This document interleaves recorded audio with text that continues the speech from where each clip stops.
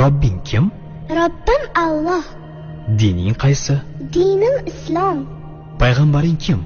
Payg'ambarim Muhammad sallallohu alayhi va sallam. Kitobing qaysi?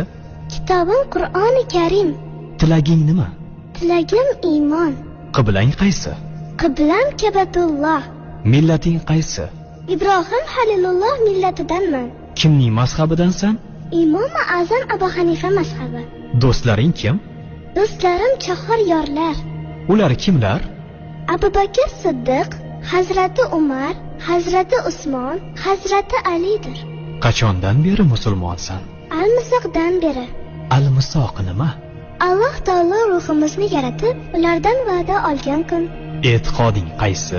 Ahli sunna va jamoa e'tiqodi. Kimni yaxshi ko'rasan? Alloh taoloni. Undan keyinchi? Payg'ambarimiz Muhammad alayhissalomni. Undan keyinchi?